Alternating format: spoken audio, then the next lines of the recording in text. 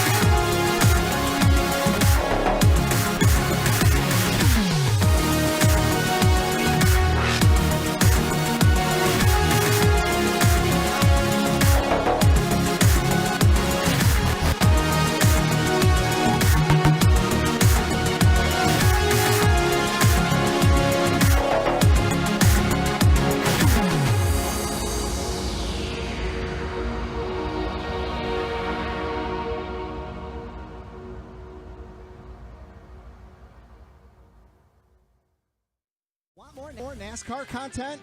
For all the latest in NASCAR, including driver interviews, race recaps, fantasy NASCAR, listener call-in shows, and awesome giveaways, tune in to the Lap Traffic Podcast on iTunes, Podbean, or your favorite hosting site with new shows every Tuesday night.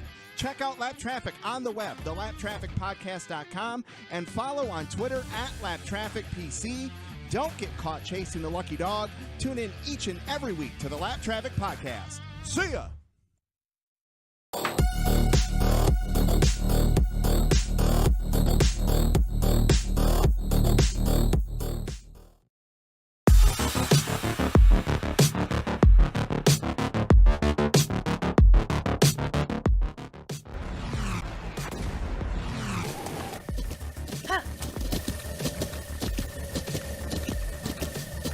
With the ButtKicker Gamer 2, what you see and what you hear is what you feel.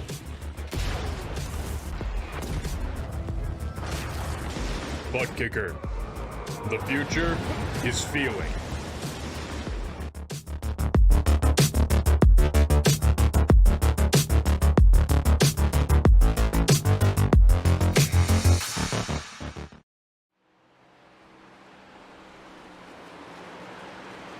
Welcome, ladies and gentlemen, to the Full Send Racing Series. It's race number 3 of the season, and from spectacular finishes that we got to see the last few weeks at Daytona and that of going to be at Homestead, we leave Florida and we head to Bristol, Tennessee for the last great Coliseum. We head to the concrete to see how the drivers can test their skills at a half-mile track that really anything can happen. And we're proud to give you all the coverage here on Freaky Fast Broadcasting. My name is Sam Dyer. Joining me is going to be Trevor Earhart. Trevor, our first short track of the season. Technically, this is our first points short track. I see the LA Coliseum for the Clash. That was kind of our preseason race that we got ourselves. But the first true point race short track style, man, this is going to be a fun one. It's going to be a fun one. High banks, high speed, tight racing. Cannot wait to see what these guys can put on for us tonight. If the Clash is any indication, Sam, what we saw there from what we're going to see tonight, I think we're going to be in for a good show. Expecting a lot of drivers setting up and a lot of them learning this track on different ways to attack it. And I was talking to Zach Hall, who won last week at Homestead, and he was still trying to figure out just how to tackle this track. Whether he was supposed to brake, let off. He wasn't completely sure, but he's been finding out a little bit of speed. As you see, top of the board, minute left in practice. It's Will Bustler currently top of the board for himself. And gotta say, for this one, this could be a shining opportunity for himself, but they gotta be careful because there are some drivers that have done well at the concrete, and one of those is the driver on screen, Cole Sacchetti in the 42. He won Dover last season, a much bigger concrete surface, but this 42 could be a driver to watch out for, as well as the two-time champ of Cameron Sarton.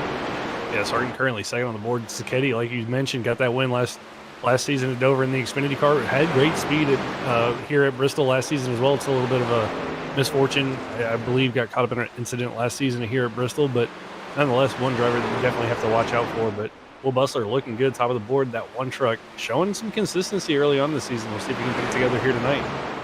As we are seeing the clock ticking down, practice is about to come to a conclusion, meaning it's time for qualifying for these drivers. They're going to have about 5 minutes, 2 laps only for each driver to put down their fastest time possible to see where they're going to be lined up to start this race. 210 laps in total. It's going to be a little bit of an awkward number there, Trevor. I mean, usually it's either 200, 250, or you do the full length. 210, a little bit of extra laps to see what these drivers can do as qualifying about to get started. Again, drivers going to be given that a total of 5 minutes to put down their fastest time for 2 laps. And Trevor, what are you expecting to see, as well as your thoughts on that amount of laps we're going to be running here tonight? At 210, like you mentioned, kind of just an odd number, like, you know, usually 200 or the full distance, but 210 really going to kind of throw these drivers, I think, for a little bit of a loop. Might throw some pit strategy in on this as well, but, you know, qualifying is going to be so important here. Track position is going to be key, and I think you're going to see a lot of these drivers kind of use that outer line to their advantage. You get a really good run off the corner, carry the momentum, but you got to be careful not to get up into that outside wall. And doing so, you get that incident point, could invalidate your lap time, so that'll be something that drivers have to be cautious of as they make their laps. As drivers getting ready for qualifying, going to be seeing some names that usually aren't going to be on the roster. We got substitutes coming in tonight. For that of 12, Andrew Medlin having his substitute that showed out with a fantastic run at Daytona. Christopher Norris will be running the 12th machine here this evening. And as well for the 43, Logan Keys not able to show up for tonight. Subbing for him in that 43 machine going to be that of Joshua Altus. Ran last season, but deciding to go part-time and only as a substitute. As laps tick in, it's Austin Call topping the board for himself, a 14.843. That is over that of Chris Stitz, as drivers just as quickly as qualifying starts. We've got still 3.5 minutes to go, but Trevor, most of the field's already done with qualifying with how fast they can put down these times. Yeah, 14.8 second lap times. These laps go by quick, and these drivers are already wrapping up their laps here in qualifying. Austin Call with a great lap. Chris Stitz up to second, the man who dominated last weekend at Homestead, so he got caught up in an unfortunate entanglement late in that race after the stage break. And Will Bustler, I mean, fastest man in practice, third quickest right now on the board, so good laps from those top 3 drivers so far. As you're seeing some other drivers getting themselves ready, here is going to be Nick Collins starting off his first time to lap. Look to be brushing the wall, and luckily it's going to count. Going to be a 14.906, best for 9th for himself, but it's going to be this third lap trying to find the exit speed, and it goes away. Loose slides and throw away that second lap. That of the 68 is going to have to just trust on that first lap he put in, and right now it's a pretty good one. Still 9th on the board. And one of the drivers to watch out for, quick during practice, it is going to be the 2-time champ getting ready for qualifying. That of Cameron Sarton, about to get rolling now for himself, as well waiting in pit road. Going to be that of John Dart, as we've got ourselves 2 minutes and 20 seconds left. Here comes the Mickey Mouse machine of Cameron Sarton, one of the drivers I'm expecting to watch out for here tonight. Yeah, that Sarton looked really good in practice, and right there just takes it up to the high line, banks it or arcs it back down the corner of the preferred line there. So easy to do what Nick Holland did, get back on the throttle a little too soon. The truck gets loose off that top side, so something that Cameron's going to have to definitely be careful of here as he tries to put in a quick lap. And banking and what he was doing on the outside, trying to build up the speed for this lap and across the line. It looks to be good enough. And one of the only drivers to hit a 14.7 and almost a half a tenth faster than everyone else on track. It's Cameron Sarton taking the pole. We got that 3 drivers still waiting to see if they're going to take a time, as we got a minute and a half left. That's going to be Joshua Altus, as well as that of Charles Hugel. And here comes John Dart. Dart staying in pit road, was waiting until the very last moment, hope for this track to cool off if it was going to cool off. And here comes the 99 to start out his qualifying. As I want to give note, Joshua Altus subbing in, like just noted on. Charles Hugel's been dealing with some controller and actually steering wheel issues. We are not sure if the 30 will be able to make it to the race here this evening, as here comes the 99 machine. John Dart, not the fastest first lap, but it's all about the second on how you built up your speed, staying low, sticking to the bottom, exiting off the corner a little bit in the middle. Thought he could get a little bit more speed, kind of scrubbed off, and it's only 19th best for the 99 machine. It's going to put him back there in traffic, and that's going to make it really hard for John Dart to work his way through the field. Passing here at Bristol is so difficult. And one of the interesting things here at Bristol, you can run two different lines. You'll see a lot of drivers run that top line to get as much speed as they can, but some drivers will decide to stick to the bottom.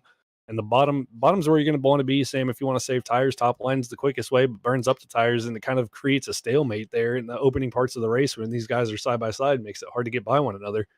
It's going to be the test of who's going to save tires, and is saving tires going to help you in the long run? Can we even get a long run? We're going to have a potentially that of 29 drivers hit the track if that of Charles Hugel can get on course, and it looks like Hugel has been able to get his wheel connected and is testing out at this current moment as time ticks away. Qualifying is done.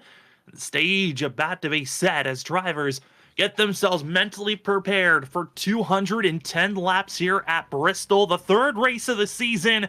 And what a way this season starts out. These first 5 tracks, so different, so diverse. And here tonight, one of the first short tracks, 4 points. And here's how they're going to be starting off up front. As we get a look at our qualifying results, it's Cameron Sarton in the 24, getting that pole position, stealing it from the clutches of Austin Call in the 18. Chris Stitz in 17 position, 17 truck going to be in 3rd position. Will Bustler, fastest during practice, 4th fastest during that of qualifying. Cole Scotty going to be 5th fastest with that of Ross Tatum 6th. 7th goes to our Daytona winner of Jonathan Woods. Then you have that of Jason Ferre going to be in that of 8th. Christopher Norris, our sub-driver, going to be in 9th. And Nick Holland finishing out your top 10. Nick Gould to roll off 11th, Chris Essery to his outside in 12th, Kyle Carpenter's in 13th with Ken Campbell in 14th. Sam Siegel will be 15th. Zach Hall, last week's winner, all the way back down here in 16th position. Brian Wilson will roll off in 17th. Ryan Stenhoff in 18th, John Dart 19th, and Blair Patterson will round out your top 20. Then finishing out the rest of the roster is going to be the 101 machine of Philip Chavez in 21st position. 22nd is going to be that of Christopher Wade. Ryan Lynch taking 23rd. Doug Pierce gets the 24th spot with Jonathan Casebeer in 25th. That of Travis Dart going to be in 26th position. Lyle Christensen takes 27th. The second sub-driver tonight in that 43 machine, Joshua Altus, back in 28th. And Charles Hugel is going to be finishing out our 29 trucks here this evening. 29 trucks, Trevor. It's a lot of trucks to be worrying about for 210 laps, but there is a stage break at lap 60, so drivers going to be able to get a little bit of a test and see how they're going to run this racetrack. They got 4 extra sets of tires in pit road if needed, and as well was notified they're going to be dealing with a single pit stop lane, and they've got a little bit more thinking if they're going to be coming into pit road. Yeah, that single pit stop lane can really throw you off as a driver, meaning that under caution you have to come in basically on the corner exit of turn 2, come down pit road, what is the backstretch pit road, all the way around to your pit stall and turn, or on the front stretch if you have one of those front stretch pit stops. So something these drivers are definitely going to have to be cautious of and wary of. Easy to get a speeding penalty, easy to miss that pit entry line as well, and if you do that, that could really set you back in this race. As drivers getting themselves ready to get rolling, going to be seeing the 24 taking the bottom lane. Austin Call to the outside. The space car about to be pulling off and getting us ready to go racing here. Again, 210 laps in total. And we'll see how long can these drivers stay clean and green, or will we see carnage here this evening as you are watching the Thunder Valley 210 presented by MCI graphics for the Full Send Racing Series. It's season 4, it's race number 3. All of this coverage of the Full Send Racing Series on Freaky Fast Broadcasting. We're excited to get ramped up. It's the last great Coliseum, one of the best shows you can be asking for on a Tuesday night, and we're green here at Bristol as they roar down into turn number 1. And it's a great jump there from Cameron Sarton in the 24 over Austin Call there in the 18, but Austin's going to try to use that outside line, get back to the side of the 24. Sarton gets a little loose off corner exit to turn number 2. That allows Austin Call to get a great run to his outside and clear him down into turn number 3. Austin Call going to be ripping the top, hoping for the best, but he's got to be careful, and there's carnage, mayhem, they're gridlocking, and absolute pandemonium. The front stretch, we talked about it being absolute pandemonium at times, and there it is, the first big one, striking on lap number 1. And that just locked the entire grid on the front stretch, and Sam, no fast repairs for these drivers tonight, and this can be huge on lap number 2 of the race. I don't even know where to even start. I believe that it happened up front. And Jonathan Woods around the spot where drivers started to spin out for themselves in the 2 machine. He's only back in 22nd position. He's one of the drivers that lost the most amount of spots, and it looked to be the exit of that at turn 4 where the drivers were having their spins. And here we go. This is going to be seeing that of Christopher Norris subbing in for the 2, gets back in the throttle, and right in the back bumper of the 2 machine. And it's just one of those things. You have to react so fast to get out yourselves, getting going. One small mistake could cost you 5 positions. And just like that, it could cause the big one in an instant. Yeah, it looked like Woods just didn't get off the corner as well as Norris was anticipating him to do so. Norris gets into the back of Woods, and once you start wrecking here, I mean, it's so easy to block the track, and there's just nowhere for you to go with how small of a track this is, Sam, and that is a lot of trucks involved early on in this wreck. A lot, as you see there, just bumps, runs, and everyone's trying to get away from it, and this was all happening from that of about 8th place on back. Everyone trying their best to get through, and I gotta say, the couple of them did get through cleanly, but man, there are only maybe a handful of trucks that did. So yeah, that's going to be a ton of damage. Thankfully, aero not that important here at Bristol. As long as you still get a working motor, you shouldn't be too bad off, but definitely not how you want to start a 210 lap races with a ton of damage. Absolutely not. As drivers are into pit road, there's going to be about 8 drivers getting themselves some service at this time. That of John Dart, Zach Hall, as well as that of Christopher Norris, Jonathan Woods, as well as that of Ross Tatum, Ryan Lynch, and that of Nick Holland, all have gotten service done. Travis Dart, as well as Nick Gould, just coming into pit road this go around. As luckily for everyone, I think this is the most shocking thing of it all. Nobody got required damage in all of that. That was something that I think could have been a big scare. First lap required damage, that could put you anywhere from 3 to maybe even 11 laps down once we get back to rolling to green flag racing. So everyone's still out on track. We got 28 drivers that are going to be on the lead lap when we get back to racing. Philip Chavez in the 101, sadly, 1 lap down after not able to get back on track and facing the right direction going a lap down for themselves. And what's interesting, I was just about to talk about the fact that these drivers are utilizing the newly added restart zone, and that of Austin Call actually was caught taking off too soon, had a black flag, was over the radio trying to plead his case right when all that carnage struck. Yeah, it's Bristol, one of those weird tracks with this restart zone. It's so easy as the outside driver to try to speed up to stay side by side with the leader on the inside.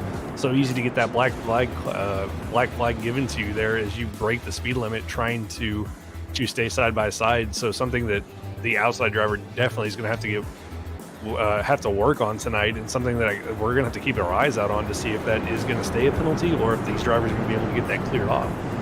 Look to be cleared off for Austin Call, and we'll give it another try on this restart. Can we complete a full lap without a yellow? Well, here we go. Austin Call to the inside. Great launch for himself, and then it's going to be that of Chris Stitz. Cameron Sartin did not get rolling, and that's because he did not have the lead at the time of the yellow. It was Austin Call who takes the lead, and he continues to pull away, and just like that, one lap in. Okay, how many more can we hold on for?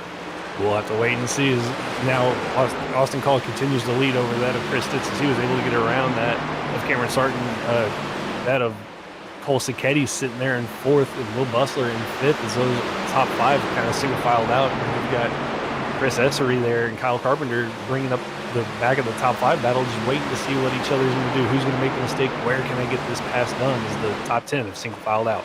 And the big thing to remember, top five drivers all were up in the top five and avoided that wreck. It was sixth on back of drivers that had to avoid the carnage, and somehow they did. Others still dealing with damage, and that's where we're seeing this stack up. Drivers trying to go forward, others trying to save their tires, and everyone squeezing on the exit of the corner. That's going to be the danger zone to watch out for as this run continues on, as every single exit off of 2 and off of 4 is just more and more dangerous each lap that ticks away as they're wrecking up front. It's going to be that of Cole Sacchetti, and the drivers scattering. They're trying to hold on the brake, and that's a much cleaner way to slow down when there's carnage. Yeah, a lot better job there getting woed down. Thankfully, the two trucks involved in that, I believe, spun to the inside. I believe it was the 77 of Carpenter. Not sure who else was involved in that, but really good job from the pack there being side by side and getting woed up for that wreck. Looked to be that of the 42 of Cole Sacchetti, who got himself spun around. Then there were some other drivers of the 13 that got caught up in it, and the 77. As we took a look here, again, watch out for the yellow and black ahead, as we're going to stay on board with the 13, because the main reason why that of Chris Essery gets spun around at the tail end of all these drivers spinning around, but you're going to see them kind of accordion up, get very close to one another, and then it just stacks up with the rest of the field surging on. As actually we're going to see the aftermath from other drivers' perspectives, but man, crazy to see how this carnage is. To see they're already spinning is the 42, and then drivers coming in late, and just luckily for that of seeing. For Cole Sacchetti, goes up, squeezes up into the 20, into the 55 of Sam Siegel, and the rest of the field luckily able to get on the brakes and react fast enough.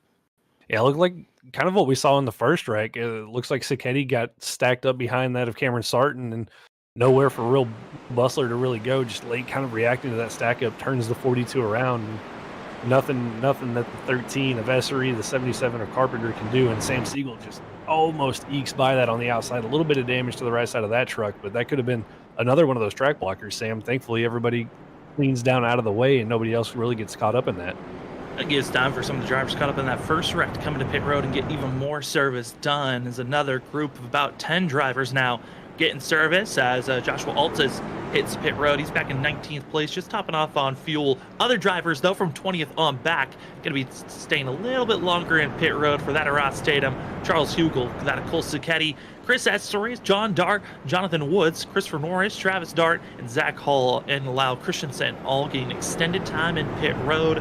Now feeling comfortable enough with the damage that they have collected over these last two cautions. Want to get a little bit more damage to repair. Lyle Christensen going to be going 2 laps down. Heavy front end damage, and I believe that 52 might be underpowered, but does not have a required flag thrown their way. Yes, the good thing, not having that required flag. And, you know, with Bristol being Bristol, I mean, the odds of getting another caution, getting one of those laps back going to be pretty high there for Lyle. So as long as he can stay within that 2 laps, 3 lap range, might be able to find himself back on the lead lap later on in this race. Again, when you are a lap down trying to get that lucky dog, which is whenever a caution comes out, you're the first driver a lap down. You have to make sure you don't get any incident points, such as getting caught up in the wreck or hitting the wall or going off onto the apron. You have to stay on the racing surface and keep yourself out of trouble if a yellow flag flies. So Lyle's going to have a lot of things on his mind, keep himself out of trouble. All 29 drivers that started this race still out there on track. We really haven't touched on it a lot because we haven't really had a true long green flag run, but these drivers do have a stage break at lap 60. At the end of that stage, drivers will be, you see, at the end of lap 60, that stage break caution will come out. Top 10 drivers get bonus points. Those could be massive for later on in this season as pace car lights are off. We're getting ready to go back to green flag conditions. The Thunder Valley 210 is back to green flag action, and Austin Call probably in the safest place to be. That's up front, trying to pull away. Yeah, trying to pull away, got another really good restart there. Almost a good restart from Chris Stitz, but I think a little bit of wheel spin that allows the 24 of Sarton to get to his inside and get by the 17 of Stitz down there out of turn number 4. So move Sarton back up to second, is now the top 5 again, single file out. It's going to be the battle back there with Brian Wilson, Christopher Wade. Battle for 8th and 9th is where all the action is going to be. See down to the 9 machine of Brian Wilson trying to get by Christopher Wade. Going to be side by side. Seeing some other drivers doing their best to be making their charge forward. But you see that of Nick Holland as well as others trying to make the outside lane work. And they certainly are making a surge happen. That outer lane looks quick at this moment. But Trevor, the question is, with the amount of caution flags that we've had as, oh boy, on the exit of these corners still give you a heart attack at times. But with the way that these drivers are running the top side, they've got to be careful of those tires or the longer and longer runs we get into.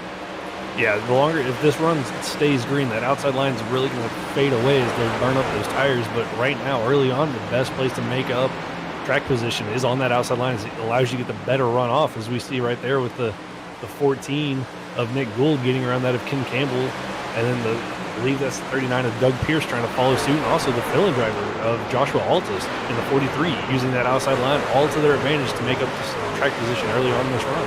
Joshua Altus came into pit road, just topped off on fuel, and has done a great job. Actually was all the way back in that of 20th position, has climbed up to 14th. Some drivers just now feeling comfortable this current time and dealing with damage. It's a lot of struggles as you see that of back out of the field, dealing with a lot of passing, but a driver up front going in the wrong direction. That's going to be Chris Stitz in 6th place. He is on the bottom, looks to be trying to save his tires, but it is forcing him to go backwards. That outside lane just looks way too strong as Will Bustler making the outer groove look clean. Yeah, Bustler just drives by the outside there, the 17 of Chris Stitz, and that's going to also open the door for the 77 of Carpenter now as he gets a good run to get to the outside. But like you said, I think that of Stitz just trying to save those tires, hoping that this run's going to stay green for up until the stage break, and that's going to allow the 17 to come back. But he's got to worry about losing a couple more spots as the 55 of Sam Siegel is starting to apply pressure in the back end of the 17 machine. A lot of drivers we weren't sure if we were going to be talking about here up front running well with that first lap caution has given breath to a lot of drivers that maybe didn't qualify as well. 10th place currently. Jonathan Gaspier up 15 positions for himself. The 9 of that of Brian Wilson in 5th place, up 12 positions. Blair Patterson in 3rd place, up 17. And our biggest mover right now, 2nd place runner currently, is Christopher Wade, up 20 positions. And they're starting to close in on Austin Call. Yeah, I just looked up and saw Patterson and Wade both up there and was wondering where they came from. But the 53, the 91 looking strong and closing in on a race leader's Call.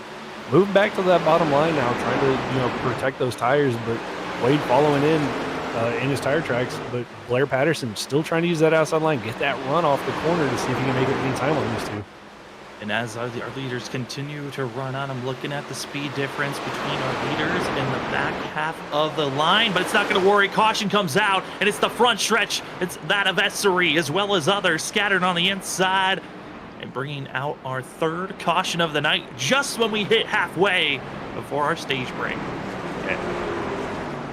Essery, Stenhoff, and I believe the 68 of Nick Holland all involved in that incident, as we'll get a replay here of what happened on the front stretch. So drivers side by side. It's going to be Stenhoff, going to be working Altus. Next to the corner, gets himself rear-ended by Doug Pierce, it looks like, for Stenhoff. Goes down low, but with seeing other drivers trying to check up, it just doesn't matter at that speed and contact hard collisions as drivers try to pile drive their way through.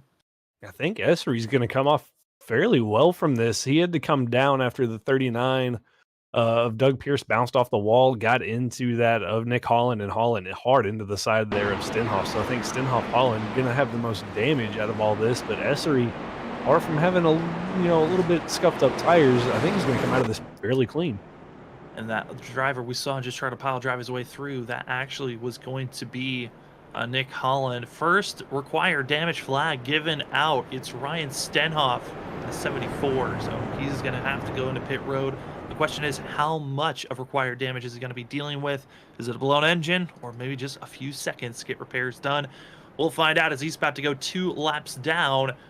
But these caution flags go away so quickly, it's hard for us to, bounce through our usuals when we're at mile-and-a-half tracks or even bigger than that. But this does give us time to give big thanks to our sponsors here at Freaky Fast Broadcasting. Starting things off, as usual, it's iRacing iFlag. iRacing iFlag has themselves plenty of great products. We usually talk about their patented iFlag virtual flag system, but they also have plenty of other products that can help you as a driver if you've been watching our streams, such as their digital pit board. Their digital pit board gives you so much information, such as weather conditions, how much is your fuel usage, and plenty of more to make sure that you've got the best knowledge to be out there on track and perform at your best. And if you want to go get their also patented iRacing and their patented iFlag virtual flag system, go remember to use our promo code at iRacing iFlag Freaky Fast 2022 today. And as well, want to give a big thanks to the admin box. The admin box is a premium button box for admins or race controls out there on iRacing. It's simple, it's easy, it's a plug, set, and go. Become the best that of race control or admin for hosted races or even league races. Go get your admin box today and use our promo code FFB-box with 2 X's. That's FFB-BOXX. Thank you so much to our sponsors that we have here at Freaky Fast Broadcasting as drivers getting set up and ready to go green. I mean, Trevor, we got to see a little bit of green flag racing there. Some drivers, I think, starting to show off who might be saving their tires, quote unquote saving. And we've had 3 cautions already, so that's about 15 laps of these 36 that have been under yellow. But we are certainly starting to see a little bit of a shift happening on where drivers are running. Yeah, it's interesting to see the drivers that obviously thought that this race was going to go green longer. Obviously, all went down to the bottom trying to save tires. Stitz was down there. Will Bustler was down there as well. But then you have the guys like Wade, Patterson, Altus, all using that high line to their advantage to gain a lot of positions early on. So now that they've got this track position, interesting to see what they're going to do here on this restart. If they're going to try to stay at the top or if they're going to go to the bottom. Where do you want to place yourself? Well, let's find out. Austin Call has got the restart, and he is taking off for the 18 ambush machine. As the rest of the field sees this restart dropping down low, it's going to be Christopher Wade. Top 2 single file out. Everyone else going to be side by side. A great launch out of 2 for that of Cameron Starr, moving up to 3rd place. You see there, Chris Stitz trying to rip the top to gain more positions as he's side by side with that of Blair. Yeah, I think Patterson got a little loose. That allowed Sarton to get by, and Stitz now trying to use that outside line. Again, Patterson gets loose. It's going to allow Brian Wilson to get to his outside as Will Bustler makes that pass on the 91. Now the 9 going into attack on the outside. Gets a really good launch there out of turn number 4 as the 91 struggling early on the bottom. Struggling at this time as we're riding on board. You get a sense of what it's like, how quickly this track and how high banked it is. We talked about how banked this track is. It is so fast. This is known as the fastest half-mile course out there, and drivers are feeling the speed going up to 133, some even going up to 135 miles per hour, only dropping just that at 20 miles per hour through the corners. It is a ripping and going as fast as you can bowl, and drivers are trying every lane they can to start moving forward. It's going to be that of Austin Call still leading the way, but you see the middle of the pack, still those 2 different lanes being utilized. The majority of the field staying down low. Yeah, right now it's Aldous trying to go at that of, I believe, the 15 of Ken Campbell. He's also got the 21 there of Ross Tatum right behind Campbell. A little loose there, pushes the 43 up the track, and that actually allows the 21 of Tatum to get by as Altus lost all momentum on that outside line. Now his passes for 12th and 13th. Altus falls to 14th place. See in the field, single filing now. I think everyone's recognizing where they want to be, but a driver that's being very impatient up front. You can give credit to second place runner, that of Cameron Sarton. He is trying every certain way to get by Christopher Wade. See Will Bustler getting a great show of the battle for second place. Yeah, Sarton trying to get back up there to the lead, but stuck here on the bottom. Can't really get that pass done on the 53 of Wade as Wade just continues to get the run off the top side, stay side by side with the 24. And this is what makes Bristol so hard to make these passes done. That outside line can just keep side by side with you and really just make this pass so much more annoying for the inside driver and cause them to eat up their tires even more, even though they're trying to be on the bottom to save it. But it looks like Sarton not quite going to get that pass cleared out of turn number 2.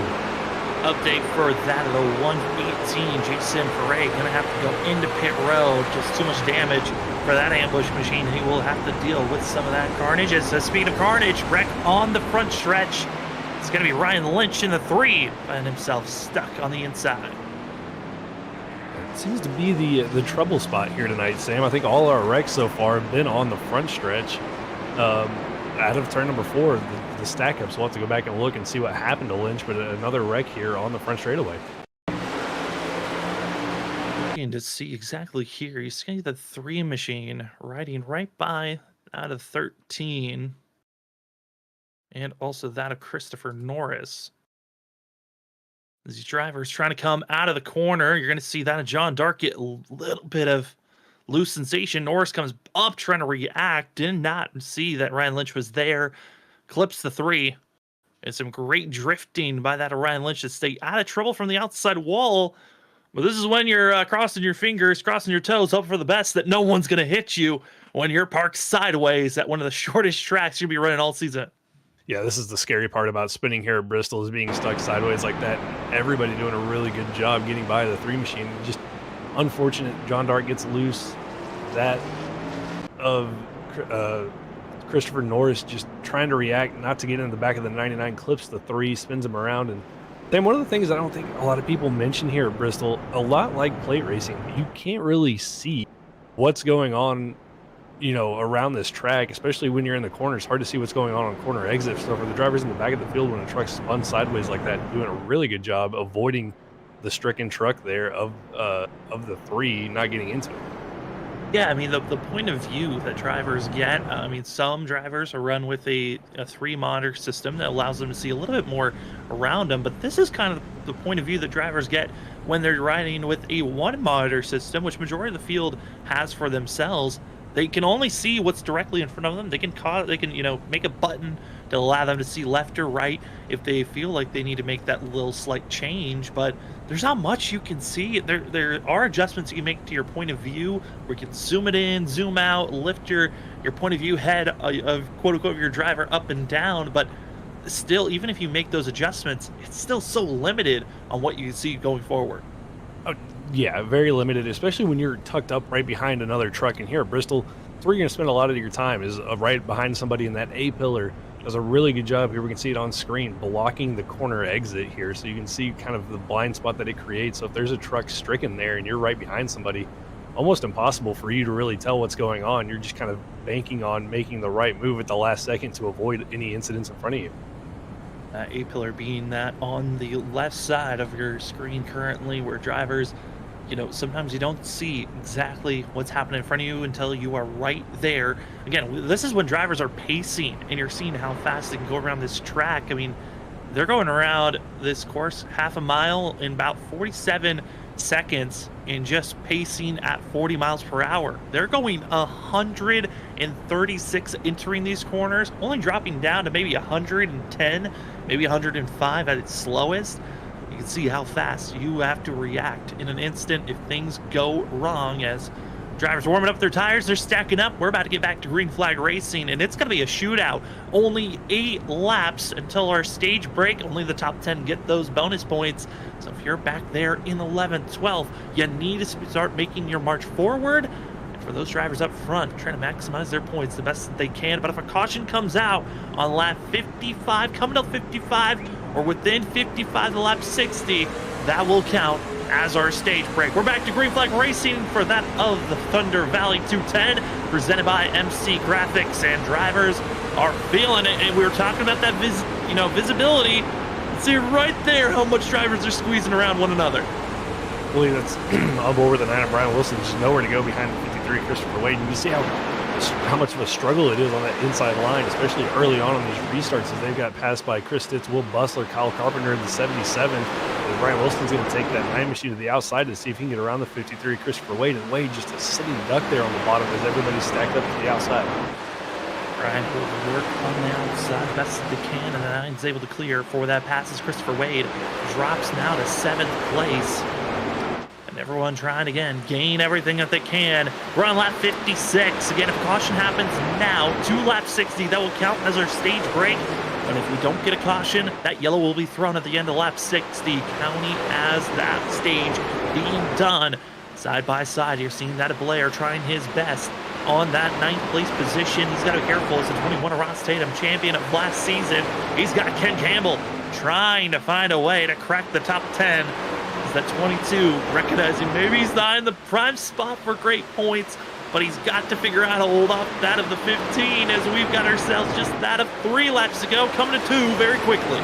These laps have gone by quick, and the 21 there of Ross Tatum just stuck on the bottom, nowhere to go. Zach Hall in the 32 after being caught up in that first wreck on lap number 1 has made his way almost up into the top 10 as he's looking for a way to get around, but stack ups on that outside line. Patterson, Campbell just nowhere to go as they're stuck behind the 14 of Nick Gould, who now drops to the bottom to block off the 21 of Ross Tatum, almost 3 wide on corner exit. And there is the man leading the way. It's Austin Call. He was the fastest in practice, but yellow flag strikes as they're wrecking on the in-trip turn 1. More drivers piling in as it is carnage. Drivers come to a halt. And there are some drivers that are not happy because Nick Gould, Sam Siegel, John Dart, all with required damage flags, and it continues to grow, as well as Jonathan Casebeer, Philip Chavez. That is 5 drivers already squashed out, coming to our stage break. Yeah, I think it was a little bit of contact. I believe it was with Ross Tatum. They were almost 3 wide here on corner exit, and the 14 just drifts up, maybe gets a little loose here on corner exit, then gets clipped, and just was along for the ride, Sam. Watching here, it's Blair 91 on the outside. Seeing the 14. Looked like Blair maybe bounced off the wall and came down slightly. And that's what sends the 14, Nick Gould, hard nose on the inside pit wall. And at that point, you're just spinning and hoping that maybe the truck will stop spinning. It won't do so. John Dart comes in after Sam Siegel in the 55, gets clobbered. Here comes the 8 machine, and just was not able to find space. Was that a Casebeer? Other drivers scaving their way through, and it just continues to pile in. Yeah, Casebeer hard on the brakes, had him locked up, just couldn't get the truck wound up enough, and then as he bounces off that of Nick Gould down in front of the 101 of Philip Chavez, Chavez thought he had it clear, but just like that, when trucks get to wrecking, it's hard to get them to stop and hard to predict where they're going to go, and for the 101 of Chavez, just nowhere for him to go to avoid that. We're going to have to be quick here on whenever that of Call gets himself back out there after this pit stop. Going to see if we can get him for this winning stage interview. Again, these laps so fast. We're hoping that we can get them as these drivers getting themselves into better spots.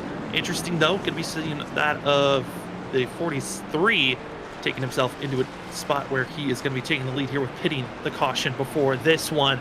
As we're bringing up into the booth, going to be a quick talking point with Austin Call, who was our stage winner. Austin, congratulations on taking the stage. Man, how are you feeling after those first 60 laps? I mean, I feel pretty great. Obviously, Cameron's pretty fast. He was probably a little bit faster at the end, but I mean, I felt like the dominant car throughout. I feel pretty good. Austin, I mean, real quick here, what do you think is going to be the dominant line later in this race? Is it going to be the top or is it going to be the bottom? I think for a really long run, it's going to be the bottom, but if it's coming down to like a last-second restart, it's going to be the top that's going to be the dominant line. I know that we got at least one more lap, and we'll ask you one more question before we send you back to your team. Austin, how are you feeling? You've won the stage, but taking this to the end, we're going to be in traffic. How are you feeling with the traffic in front of you, or trying to at least get by the 43 as soon as possible? Well, I mean, it's going to be tough because especially on old tires, but I mean, just hoping to run that inside line and roll on around him and just run the rest of my race. Well, good luck, Austin. We're going to send you back to your team. Congratulations on the stage win, and good luck for the rest of this. Thank you. As that was your stage winner from that of Ambush Racing. That's Austin Call in the 18. Looks good. But got to be feeling good here, Trevor, as we're about to get ready to race this thing to the end. There's no more stages. All the drivers set up and ready to go. Still in pit road, Nick Gould, that of Case Beer, Siegel, that of John Dart, and Philip Chavez, all still with required damage. As the rest of the field, we're stacked up, we're ready to get rolling. And into pit road, it's a pace car. It's going to be that of Josh Waltis. Jonathan Woods, your top two, as it's going to be watching that of Altis. Great launch for himself. The rest of the field looking a little bit stuck in molasses. Here they go now. Call up to second, and he's going to be challenging quickly for the lead. Take a look there to the inside, but the 43 of Altis covers it off. As Altis, I think, on a little bit different pit strategy here than the rest of the field. Is headed on lap 49, decided not to come out on the stage break. Almost 3 wide behind him there as Woods gets caught up almost with that of Stitz and Bustler, but Austin Call to the inside of Altis and clears the 43, just showing the advantage of the new tires on the 18. New tires just allowing him to balance anywhere he wanted to go. That of, Altis tried to block, didn't work. Go to the outside, just too much speed for the 18. Looks like that dominant streak might be helping him as he's going to be able to pull away as the 2 and the 43 old tires, and they're trying to basically beat a wall, holding off the rest of the field. As you're seeing that Cameron Sarton and that going to be the 24, as well as Stitz. They're on fresh rubber, but they're stuck from moving forward in any way. It just shows you the difficulty of getting by one another. There's a little bit of beating and banging back there for 6th position between Bustler and the 9 of Wilson. Those two bounced off of one another a couple times, but they get that sorted out as Bustler gets that position. But again, just nowhere for them to go as they close up on the back of the 17 of Chris Stitz. And the rest of the field, again, the question looms, can we stay green or will there be another wreck that builds up in the back half of the field? Everyone up front starting to single file out and seems to be in a pretty get in your rhythm stage for themselves. It's everyone that's back in 10th place or so starting to show signs of maybe a little bit of impatience as the drivers that are up front on the lead lap is only 20 drivers of the 29 that started here tonight. 21 are actually on track. The rest of the field in pit road have already called it a night. As you see Tim Campbell running in 12th. That of Essery in front of him. 2 drivers that have already been caught up in issues. There's Zach Hall. Haven't been able to talk about last week's winner in the 32 because he was caught up in that first wreck. Has been constantly dealing with damage. He certainly is trying his best to run, as you can see his cam. One of the drivers running with a triple monitor setup. You can see his left to right. And wasn't able to get away from that first wreck caution. Wasn't able to get away with it. You see how much he's working the wheel, the force feedback really kicking in. You can see the arm shaking there as he goes through the corner. And that's another thing. Fatigue here, Sam. You are turning a lot, not a lot of brake, in the arm movement here tonight at Bristol. So one of these things the drivers are going to have to definitely work on is just dealing with that fatigue of their arms as they're having to turn basically every, what feels like 2 seconds. Yeah, a lot of working action is what they're going for here tonight. Is see the 26, that's Travis Dart rolling the top, trying to get by Christopher Morris. This is for 15th place. And as well, they have got that of Doug Pierce, who's trying to hold off on the outside as the 26 brushes that outside wall. That of Rod Statham able to make the pass. Here comes the 30 of Charles Hugel trying to make the run. But Trevor, that seems to be another thing to watch out for. That outside wall seems to be sticky now, or at least it looks like it's almost a magnet with the way that drivers just sneak up and get close to the wall too much. Yeah, it's part of running that outside line. You really want to be up there as high as you can to get the best run that you can, but you get into that outside wall, it's like getting caught in a glue trap. I mean, it just will not let you go, as we saw that there with Travis Dart. Has lost a couple of positions, but still trying to make that outside line work. Still stuck side by side with Hugel, but gets a decent run here on the 21 of Tatum. Going to be side by side with him on corner exit. See if he can get the run and get that 21 cleared, but just showing the speed difference between those 2 lines early in the runs. Looking good for themselves as continue trying to figure out where do you want to go. That damage though on that front right. See it on the hood. So much damage they're dealing with, but still trying to hold on. And that damage could be something that we talked about. Not really something you need to truly worry about. It's more so of if you find yourself losing any type of engine speed in full power, that's when you're kind of in a more problematic position. The driver that's in a problematic position, you see it down low in the blue and black. That's the 2 of Jonathan Woods. He had a scare about a lap and a half ago. He is now dropping quickly for the 2 machine. Yeah, him and Brian Wilson made a little bit of contact. Woods with a really good save, though, of that 2 machine, not bringing out the caution, but losing a lot of track position. And that off strategy that he was hoping that was going to get him some track position all out the window now. Going to be falling to that 19th and could be even more for himself up front. It's going to be a slight change of position as Austin Gall is now going to be in second place. Joshua Altis taking the lead position for himself. Yeah, and Altis on that same strategy that the 2 of Woods was on, and surprised to see the 43 really able to continue with the speed. But thinking back, Sam, we had 2 cautions after the 43 came to pit road, so not a lot of tire wear on those tires. So a really good strategy call from Joshua Altis. And we think about short track racing, I mean, you're going to need maybe a 20 to a 30 lap advantage really to truly be faster than someone else. It's only that 14 laps and only maybe 5 laps of green flag racing. That's a difference between these drivers. So a good call by Joshua Altis, who when he made that pit stop, he was back in that 13th place, then was able to take the lead with the way that he decided to stay out. The rest of the field didn't hit. So this 43 feeling good with the way that he is running here tonight. I think some of these drivers might be thinking, okay, we could have one more pit stop here this evening, but it's short track racing. We get a lot of cautions. We won't have to worry about pit stops, but you know, enough cautions have happened. We could keep this race pretty clean and green, as we're seeing right now, falling back to see in 11th place. Here we find that of Cole Sacchetti. Expect a lot more from this 42. Yeah, Sacchetti, after getting caught up in one of those early wrecks, working his way back through the field, he gets around that of, I believe that's the 18 machine. He's working his way around a lap truck of, I believe it's Foray, the 118, I'm sorry, as he works his way around that. And Sam, that's something that these leaders are going to have to worry about if we don't get another caution. It's going to be lap traffic as this run continues. Yeah, lap traffic going to be something to worry about. I think we're going to be seeing that lap traffic a lot more in the next 20 laps if we stay green, as there are a couple of spotty drivers that are out there falling back to the clutches of our leaders. With the first of those that are going to be caught, expected to be that of Philip Chavez in the 101, who is going to be about out of a half a track back from our leader. You see there the 101. Also in front of him going to be Lyle Christensen, who is going to be 9 laps down. Philip Chavez 20 laps down. They're still again about that of 8 to about 5 laps. 8 to 5 seconds off of our leader from going another couple of laps down. So both drivers hoping they can find some extra speed, as up front, starting to see a little bit of passes, trying to set up. See here middle of the field, but it's going to be that of Cameron Sargent into that of Wilson, bouncing the 9 up into the outside wall, and somehow kept it off the wall. Great job there by Wilson keeping it off the wall, and he was making a lot of time on that outside line, but now loses all of it. Is a little bit of contact with Sargent. Sargent had a run on that of Austin Call as well, but had to back out of it. I think that's what caused the 24 to check up and go, a little bit up the track from what Brian Wilson was anticipating, but now the 9, a lot of work to do to get back up to where he was.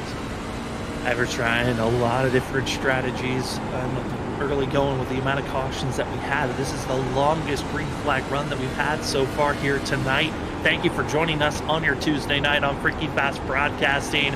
You're watching the Full Send Racing Series. This is season 4, race number 3 for that of Thunder Valley 210, presented by MC Graphics.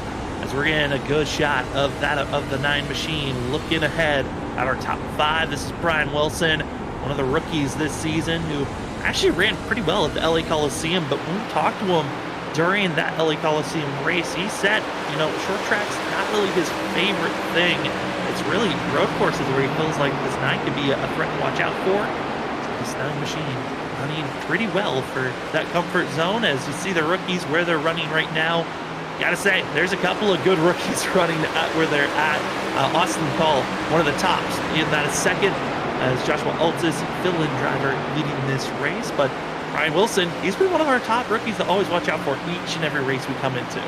Yeah, he's showing good speed early on this season, showing a really good speed here tonight for a driver that really isn't that comfortable around short tracks. Already caught back up to that of Chris Stitz in the 17 after that little incident he had with Cameron Sargent in this 9. Really showing a lot of speed here tonight. keeping the nose down as they're passing by. Lap traffic is our leader as they're trying to get by that allow Christensen, and Christensen gets into the outside wall. They're scattering, and contact for Stitz as he gets into that of the 52.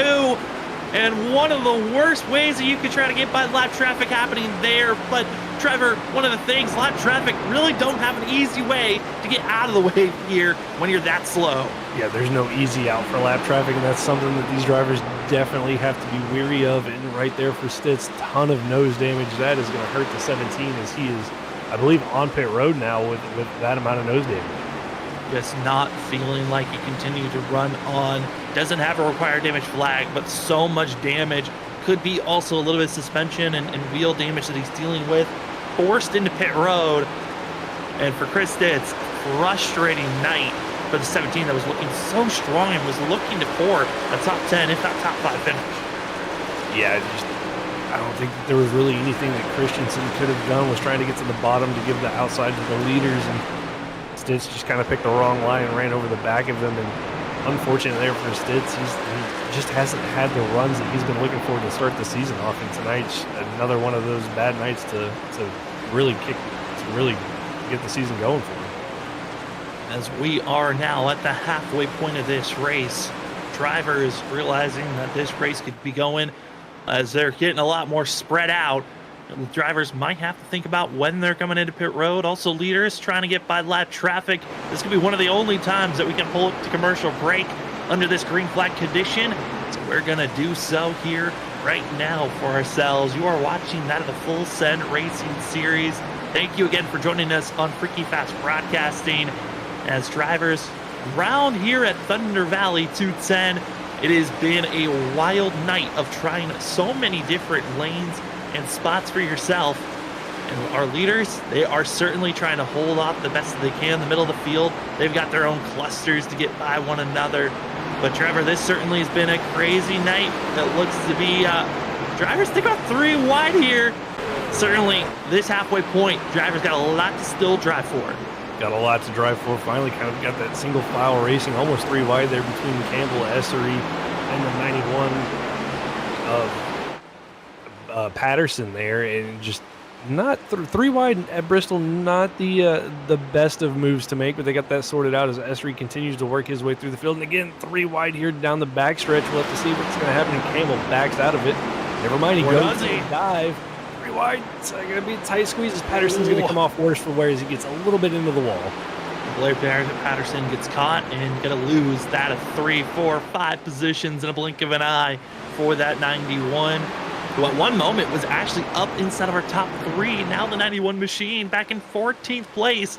Again, we talked about tire wear. Could be an issue to watch out for. We're starting to see it now for the 91 machine who falls backwards. Looking at the current speeds, though, of these drivers, it's to be this group that we're watching. That's going to be Ken Campbell, Zach Hall, as well as ahead of him for the 77 of Kyle Carpenter. These are the fastest drivers on track. Biggest issue, though, they are about 3 seconds, almost 3.5 seconds for Carpenter, and for Ken Campbell in this group, they're 6 seconds off our leader. Yeah, they're going to need the leaders to catch a big pocket of lap traffic to really slow them down. Carpenter's caught the back of Wade, Sacchetti, and Wilson, as Wilson and Sacchetti are battling this out for 5th place. Sacchetti, after his contact that he had, and I believe the second caution, has worked his way almost back into the top 5.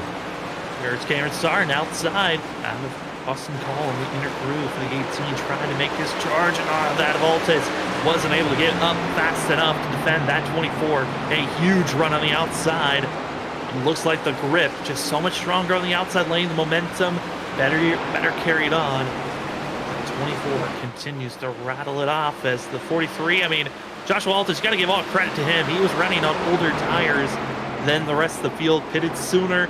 About that of a caution before a stage break, and for that 43 machine, but hold off until then, and he'll fall back to 4th. And at this point, I mean, you could take all that you can there. That was a very successful run for that Voltes. Oh no! Cole spun, overcorrects, clips into Bustler, and also going to get into Altis and the rest of the field. They try to scatter around, and oh man, in a blink of an eye. Just like that, and it almost happened the lap before. Bustler almost got into the back of the 18 of Austin Call, and that time around, I don't know if he just felt frustrated. Maybe the 18 checked up a little bit too much, but hard contact for the 18 and the 1 is called, tried to save it, but overcorrected and collects the 1 of Bustler and the 43 of Altus. You're going to see the 1 dives it down low and just runs into the 18, but the momentum that pushes him all the way up, it almost looks like for the 1, he wasn't going to make it either way into that corner. The 18 trying to save it, overcorrects, snaps up, clips the 1, goes into the outside wall. That is huge carnage for Austin Cole. That is required damage for himself. And Will Bustler just grinds on the outside wall. And this is where you kind of got to be questionable, because the 1, he just lets that car continue to coast. The rest of the field actually had to scream for him to lock it up so they could avoid him properly. Yeah, just not sure what Bustler. I don't know if he overdrove it. You can see there as he comes off the wall back down in front of everybody, and that's where everybody's got the frustration, not holding the brakes, not being predictable, as they were all thinking he was going to stay on the wall, so everybody scatters. But Bustler, in all of that, Sam gonna come off fairly scot-free in that wreck. A little bit of right side damage from where he hit the wall, but compared to the damage that Austin Cole's got, the 43 of Altus got, the 1 really lucky to survive that. And now this allows drivers hit pit row. This could be your one and only stop for the night, as everyone gets in to get tires, fuel, and get themselves prepared for the last end of this run. And for us up in the booth, we are going to take a commercial break. Thank you for joining us here at Freaky Fast Broadcasting. You're watching the Full Send Series, Season 4, race number 3 of the Thunder Valley 210, presented by MCI Graphics here at Bristol. It's been a pleasure to give you the call for 121 laps. Stages are done. When we come back, race it to the end. We'll see you on the other side.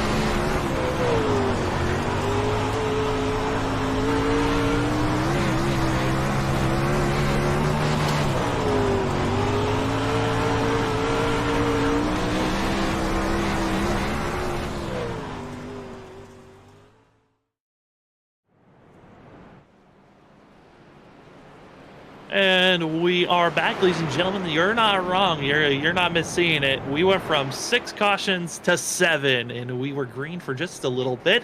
But then Will Bustler got pinched by Austin Call, and the drivers got spun around. But that is going to bring us back to caution number 7. So get a little bit of breather, which gives us time to give a thanks to the sponsors here at the Full Send Racing Series, as this series is sponsored by the Lap Traffic Podcast, one of the best podcasts you could be asking for. Go check them out today, as well as ButtKicker. Feel what you've been missing. And if you're looking to get yourself in some of the best racing gear out there, go to Next Level Racing for your racing rig today. Big thanks to all the sponsors that help out at a Full Send Racing Series. And for us here at Freaky Fast Broadcasting, gotta say, we got a lot of big thanks as well. Already talked about that of iRacing iFlag. We talked about as well the admin box. Well, there is also something else we got to shout out, and that is our Daytona 500. Coming up here at February 11th, it is our big charity race of the year. We had one last year. It was a 6-hour endurance race. Well, we're doing the same charity, the Juvenile Diabetes Research Foundation, but this go around, it is oval. We know this is our bread and butter, but we're doing a full-length Daytona 500, 500 miles, and we're hoping to have 43 cars out there on track. So if you'd like to sign up, it is a $5 minimum of a donation.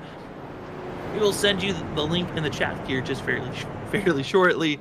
But if you'd like to join in or just donate to help the cause, our goal is to get $1,000 for that, the Juvenile Diabetes Research Foundation. It's a very close charity that we have been partnering up with. We've been talking with them, trying to make sure that we're giving helping out the best that we can. Again, it's very close to us. We want to end this terrible disease, and it's the best way that we can help on our end. As drivers stacking up, getting ready to get rolling.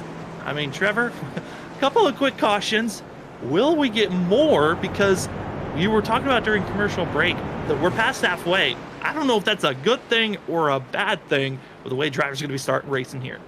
I couldn't tell you. I think the intensity is going to ramp up. I think the anger has already hit its peak, but I mean, we could see some more quote unquote, I wouldn't call it retaliation, but you know, some hard driving with some drivers that might have issues with one another.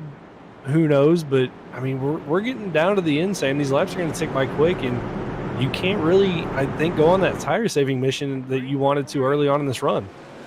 Yeah, it's going to be hard to see who's going to save tires, who's going to be aggressive. Cameron Sarton leads the way, as he's going to be also seeing that of Zach Hall, Brian Wilson. We haven't seen Hall up in the top 10, top 5 in all this race, and he's up to 3rd now. As well as going to be seeing that of Cole Sketti, Christopher Wade, Kyle Carpenter, going to be the drivers up front. Single filing out, it's Wade and Carpenter, the first drivers side by side. Yeah, Carpenter trying to use that outside line to his advantage early on, gets by Wade, gets caught up behind that of Sacchetti in the 42, nowhere for him to go to use that momentum, but here another really good drive off through the center of the corner, and side by side with the 42 as the 77 looks to march his way to the front.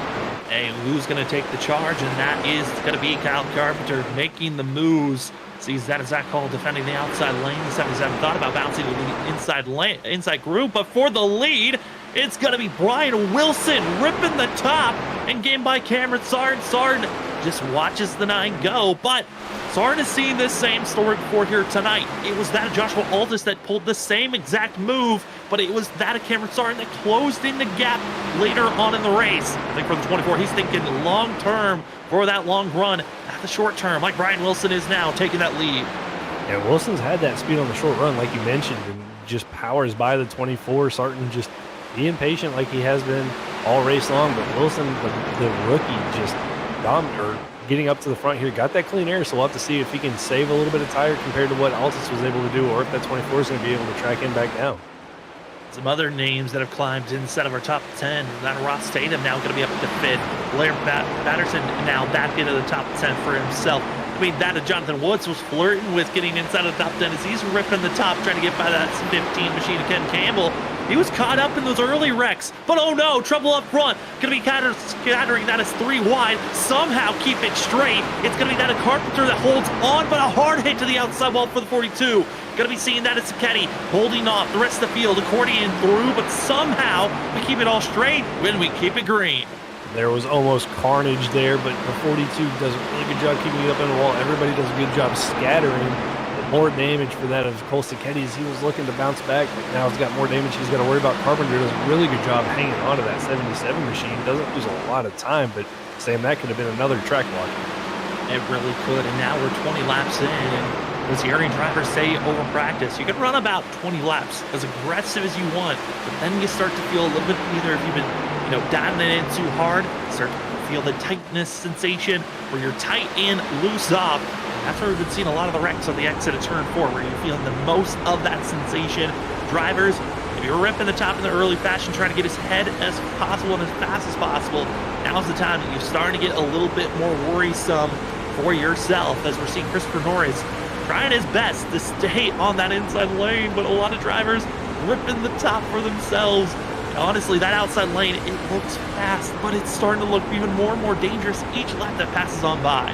That's so enticing to go up there. Norris filling in for Andrew Medlin was involved in that first wreck on lap 1, doing a really good job recovering in that 12 machine up to 9th, and now make that 10th as he gets passed by Woods, and that opens the door now for the 42 of Sacchetti to get to the outside. It's just so tempting to say to go up there and get that speed, but I think in the long run, like we heard from that of the 18th, you're just going to want to be on the bottom on these long runs to save those tires and be quick at the end.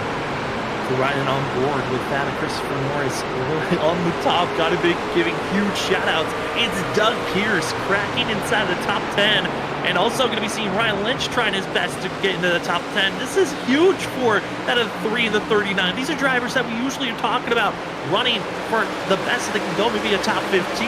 They're now going for some of their best finishes they could ask for this season. Yeah, both been caught up in wrecks here tonight. I don't think there's hardly any trucks out there that don't have a little bit of damage from being caught up in something. We saw the 3 get spun. That of Pierce was involved in a wreck early on, and doing a great job getting back up here as those two are getting ready to do battle as the 3 dives into the inside of Pierce. That's going to be Lynch looking to the bottom, just can't quite get the drive off. Pierce now looking to the outside of Cole Sacchetti. And he's on screen. You're seeing Zach Paul of Blair Patterson making the pass for the 91 on the outside. It seems like there are a few, maybe a handful of drivers that have been staying down low for this whole entire run. A lot of other drivers that are trying to make the passes as soon as possible, going to the outside middle lane to make these big moves for themselves. Up front, we got 3 drivers, technically 4, that are all on top of one another. You've got that of Brian Wilson holding on the best that he can, the rookie in the 9 machine, but then he's got 2 champions directly behind him. You got the 2-time champ, Cameron Sargent, going to be in that second place. Last season's champion, Ross Tatum, in 3rd. Trying to figure out how do we go after the rookie who's leading the way as we coming up to just that of 60 laps to go. Yeah, Tatum was to the inside of Sargent there for a little bit, just couldn't quite get that move to stick on the bottom line, and Wilson now starting to pull away a little bit, kind of fell back into the clutches of the 24 of Sargent, but trying to stretch that lead back out. And for Wilson, it's about saving what he can so he can have something to defend this 24, as I think Sargent's going to reel him back in here in the next couple of laps. They got to watch out, because here comes Christopher Wade, Kyle Carpenter, Jonathan Woods, and Blair Patterson. They've all caught up to this lead 4, these lead 3.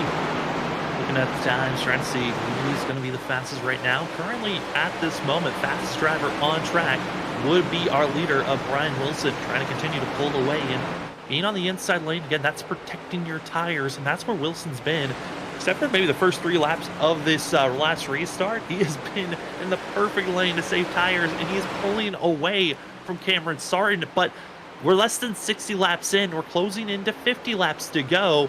Still, a lot can change in those laps. We can have a freak accident like we've seen the last 2 be. And as well, on top of that, drivers understand you have to be quick. We've talked about how fast these laps are. Currently around 16 seconds per lap for these drivers. That means that we're going to be done with this race in just about 20 minutes or so. Yeah, I mean, these laps are going to continue to click off really quickly, and you're going to see drivers start to get frustrated with one another. We've already seen a couple of attempts at a bump and run that have gone wrong, but you're going to see that used more and more as drivers try to make up track position. As a battle now for 3rd, Wade around the outside of the 21 of Tatum, along with the 3 of Lynch. And that was drifting by that of the 39 of Doug Pierce, and he'll slam into the inside of the wall, bringing out the yellow. And this could change a little bit here, because drivers still have 2 sets of tires in. They just ran about 37 to 36 on their set that they're on right now.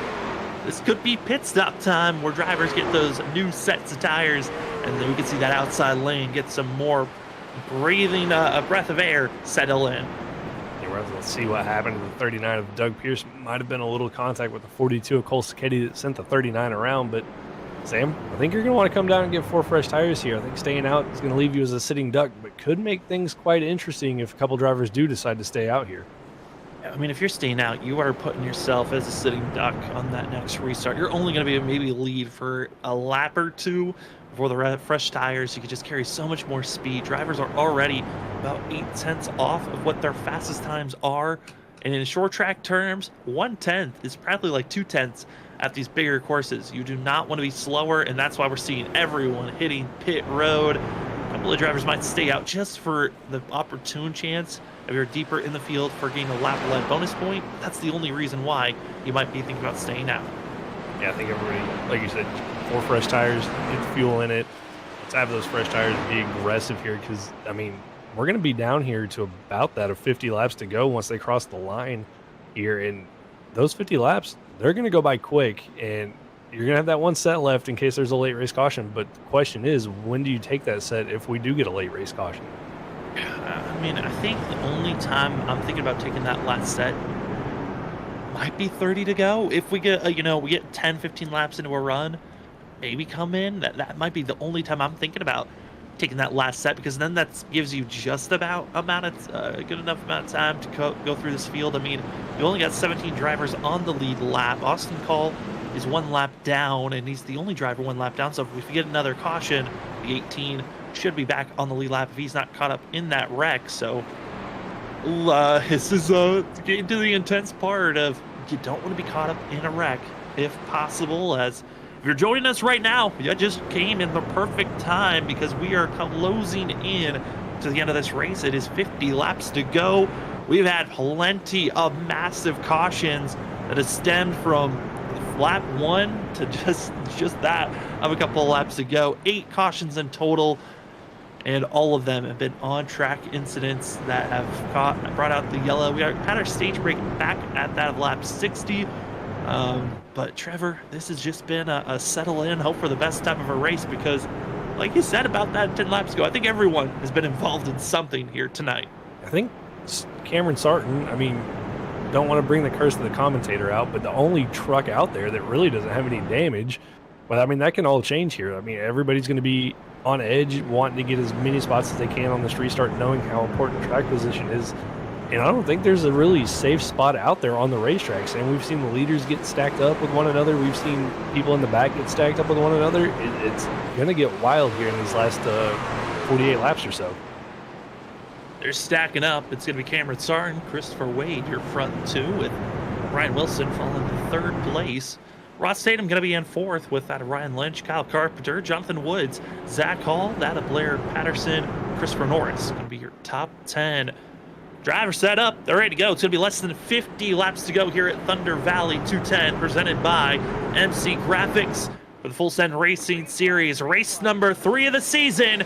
And we're back to green flag action, heading down into turn number 1. And Sarton gets a good jump there. Wade right to the bottom of the 21. And Tatum's going to be the first truck on the outside line. And Wilson, typically the first truck we'd see on the outside line, going to be stuck to the bottom. We'll have to see once the 21 clears him if he's going to jump up to the top, but gets caught up behind the 53 of Wade. Nowhere for the 9 to go, and that's going to allow the 77 of Carpenter to have a really good run on both of them and get to their outside as he looks to make his way up to 3rd. This driver sliding up, trying to defend that lane. It's Christopher Wade to be blocking Soup up for the lead position. It is that of Ross Tatum, Cameron Sarton, the champions, holding on. Zach Alton to drop to the inside of 53, trying their best to be moving forward. Brian Wilson making the pass for 3rd. Question now lies, who bounces the outside lane, as it looks like everyone's feeling comfortable where they're at. It's Christopher Wade. He's running the top, but he's not going forward like we're expecting a lot of these drivers to do at this current time. Yeah, surprised to see the 53 really struggle on the top. Has lost a couple of positions at the 9 to 32. Carpenter now to the inside, trying to make that pass stick as Zach Hall tries to get around the 9 of Brian Wilson on the bottom. Pass. Brian Wilson going to be having a shimmy there, gets loose, bops up to the outside, almost 3 wide. Going to be holding off Christopher Wade there. A little bit of a scare. We've seen drivers have massive overcorrection. Oh, contact. And no, there he goes. It's the 9 off the hood of the 77, and Blair comes also crashing down. The rest of the field caught up in this one. Just that little bit of contact upsets the 9 of Wilson. Patterson just nowhere to go, and 2 really fast trucks, Sam, out of this race. And they were battling up front. Blair thought he could find a way to get through. But again, watch in the battling. The 9 drops down in front of the 77. This looks almost identical to our first caution of the night. Drops down, not expecting how slow the 9 was going to be. The 77 gasses it up, gives the bump, and away they go. It just had so much speed there on the bottom. Didn't expect the 9 to check up as much as he did. And for Wilson, just that unfortunate slow spin to the bottom. Patterson tries to get all the way down to get by him. Just couldn't quite do it. And heavy contact for both those drivers. And pretty well going to write both their nights off here tonight. Both going to have required damage for that of Brian Wilson and Blair Patterson. They're done. That's 2 more drivers sending it to that being a lap down. And we're going to be left with just 15 drivers, potentially 16, as we look here from that of Blair's Patterson's point of view. Again, he's watching this from a little bit of a different angle. So for us, we're getting a better shot of how he's running this. He's following in suit, thinks he's good. Oh no, there's a driver who reacts as fast as he can to go down. But at that point, there's just no way to react fast enough. That is just too fast. The 91 stuffs it into the inside wall.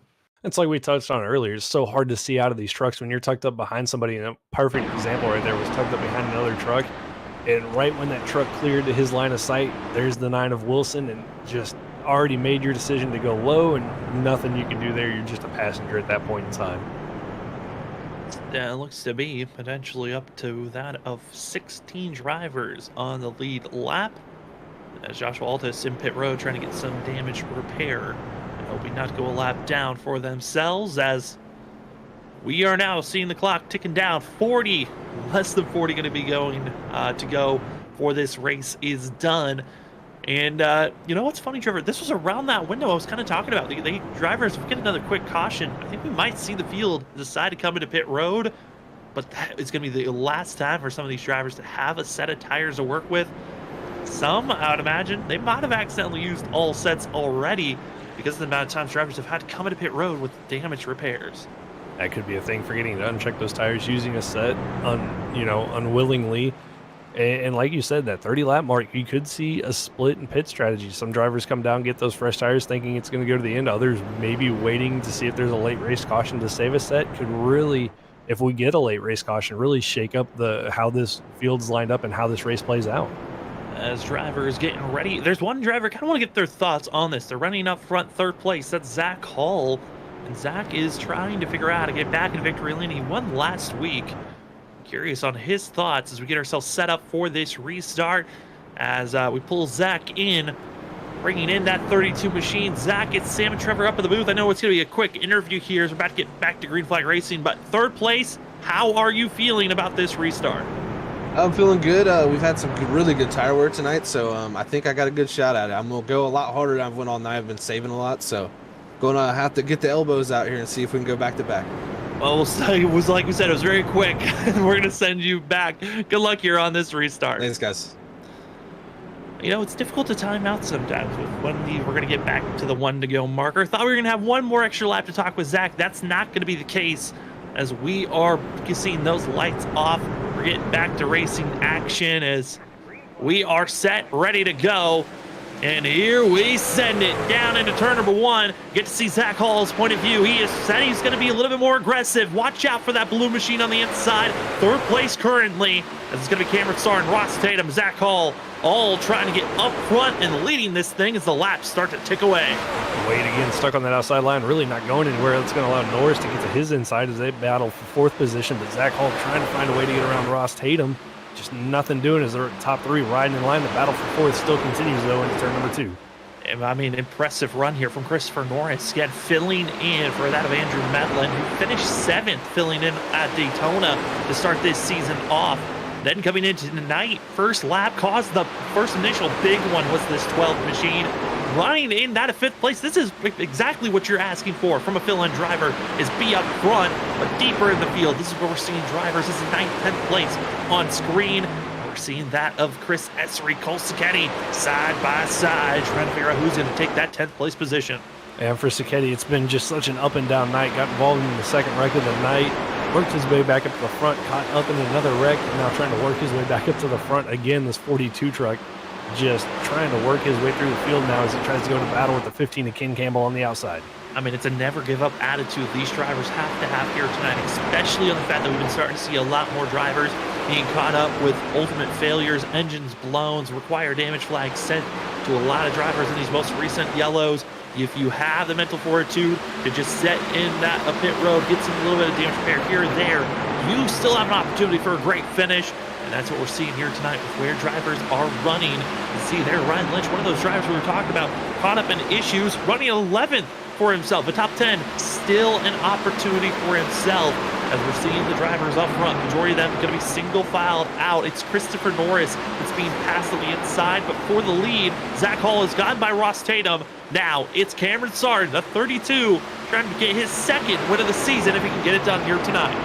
Just slowly stalking the 24 here. Really good run through the center of the corner. Gets right to the bumper of the 24 of Sargent. The question is, you caught him now. How are you going to pass him? Zach Hall looks to the outside, trying to get that run.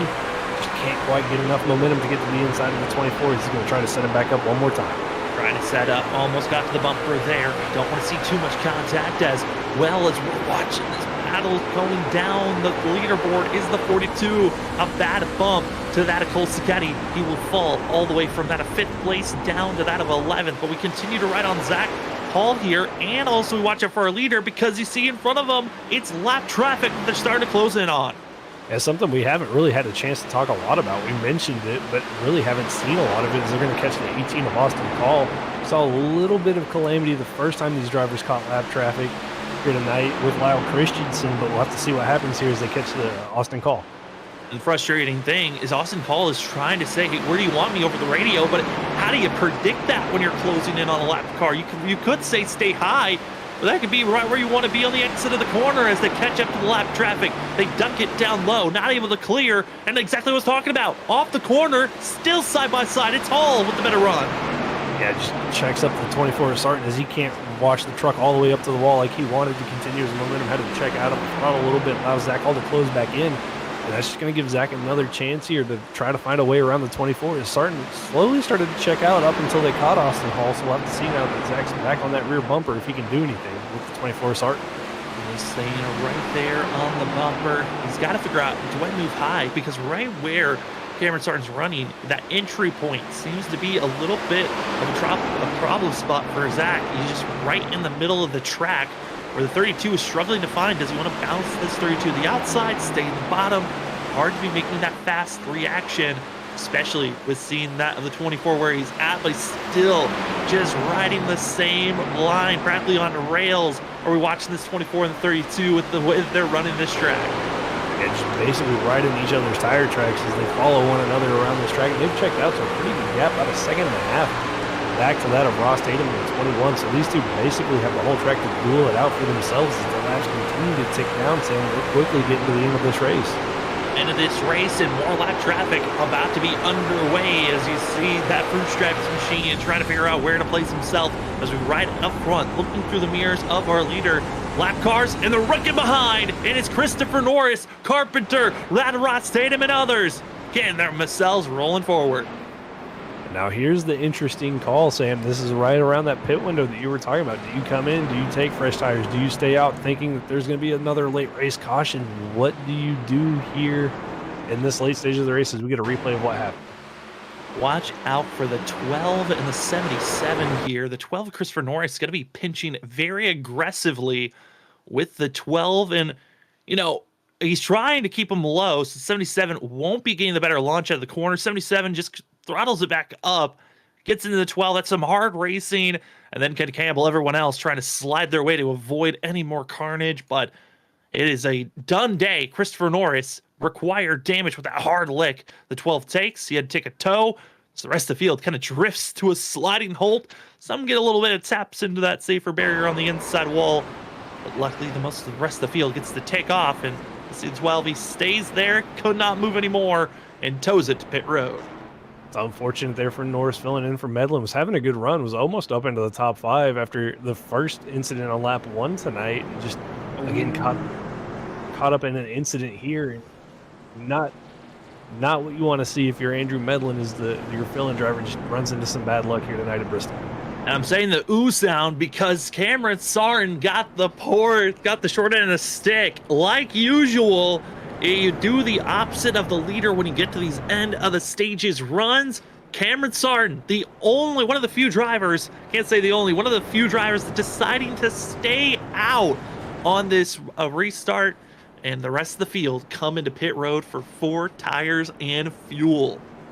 That's got to be a heartbreaking feeling for Cameron Sartin, but it's kind of one of those things you're kind of stuck. They're going to do the opposite of what you do, and Sartin deciding to stay out. Everybody comes in. If he comes in, everybody stays out. So just unfortunate for Sartin as he's going to be a sitting duck here on this restart. Out of pit road, it's going to be Zach Hall, Chris Cesare, Ross Tatum, Cameron, that of Christopher Wade, and Jonathan Woods going to be those front runners who are going to be up front ready for this restart.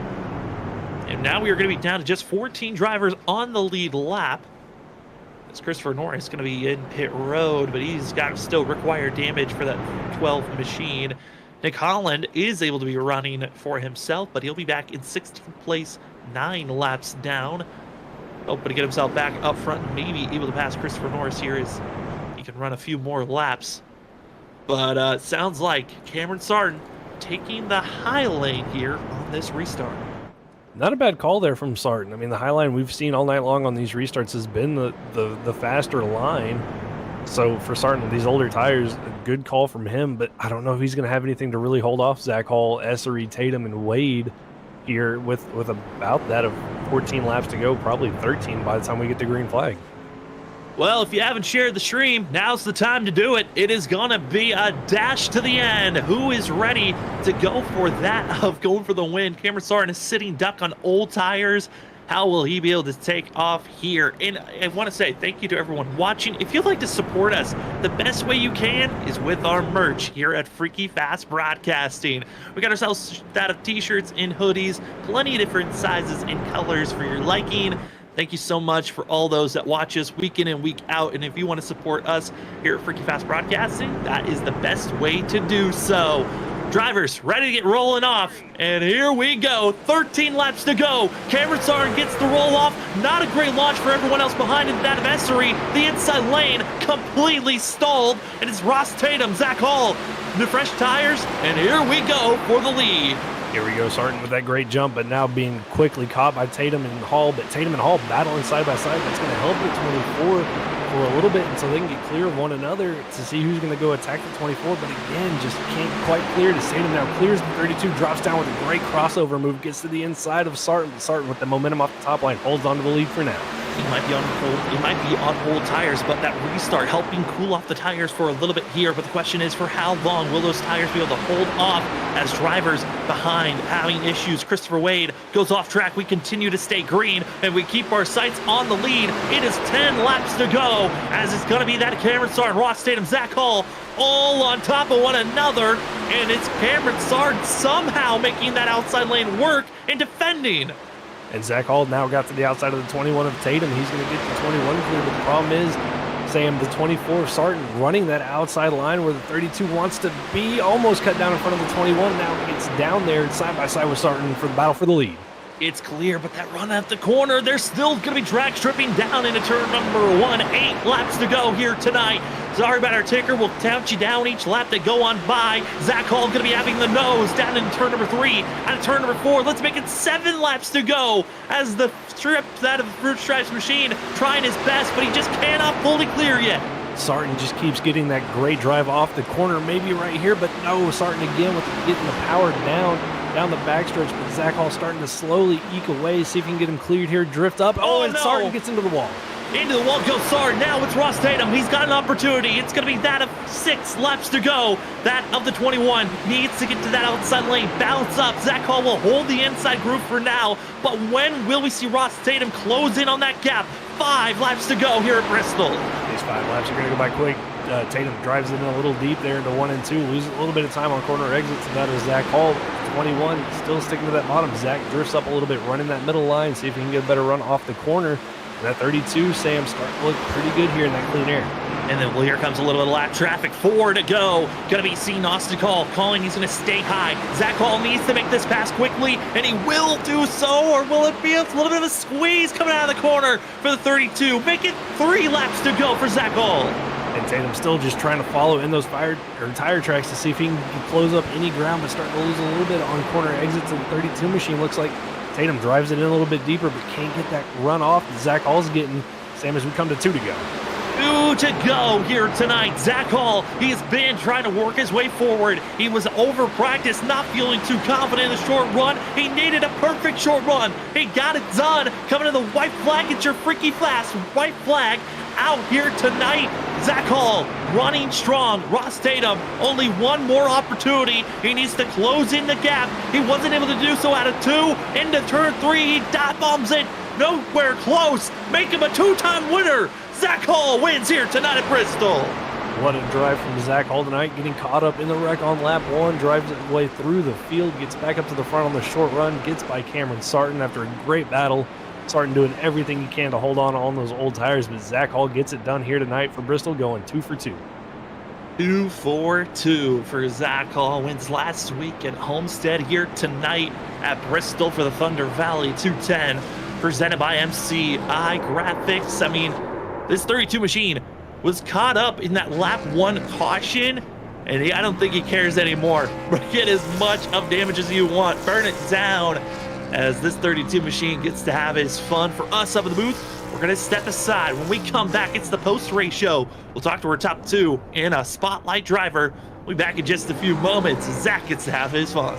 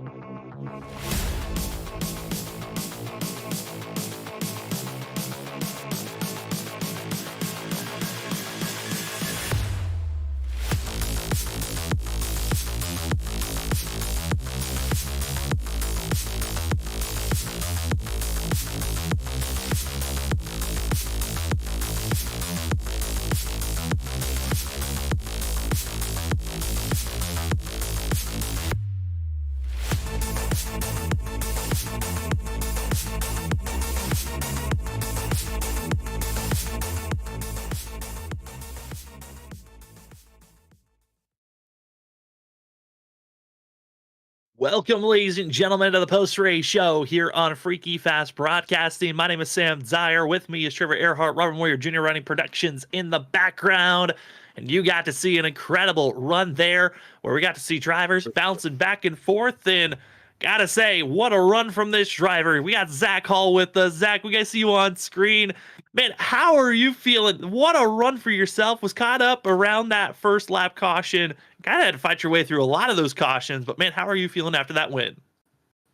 I'm mind blown. I don't know if my camera's glitching for y'all, but I have a little bit of definitely weird issues with it. But Man, 2 in a row. And I said last week if I'd have won Bristol, I got lucky, and I kind of did. Had 50 seconds of damage in that very first wreck. I kind of thought we were going to be toast from that point, just trying to salvage like a top 5, top 10. And I noticed on one of the runs I had so much pace on the long run. And I was like, man, if we get a long run, I'm going to have a really good shot. And then it just kind of played out to be short runs. And I played my cards right, got in the right lanes, made the right passes there at the end. And I got to give it up to Cameron, though, man. On those old tires, like, I don't know how he held me off that long. I was struggling to get by him. I thought it was over when I passed Ross. And yeah, it's just amazing to be in victory lane 2 in a row, man, already. I didn't think the trucks would work this well for me, but it's seeming to be a good fit right now. I mean, Zach, you talk about passing, the difficulty in passing Ross. I mean, that last caution when you all came down pit road, I mean, was it due opposite of what Ross does, or were you planning to pit that whole time? The whole time was the plan to pit. I just knew with, coming up to like 20 to go, if you stayed out there and just left that set in the box, you'd be restarting so far back with late laps, and the tires fell off, but I felt like they kind of did a little bit of rejuvenation with the cool down period under the pace laps, and I think that's how Cameron definitely held on to it there, because we weren't running nearly as fast when we were battling up front for the lead. But man, yeah, I kind of had that full mindset of just, come to pit road, get the tires, and hopefully I came out in first, and I came out in first on pit road, but I was second on the track with the old tires in front of me, and from there it was just focus. I mean, Zach, with this first 5 races of the season certainly are all very diverse on where we're driving. I mean, we started off with Daytona, then we went to Homestead here tonight for short track. We're heading Auto Club next, and then Eldora.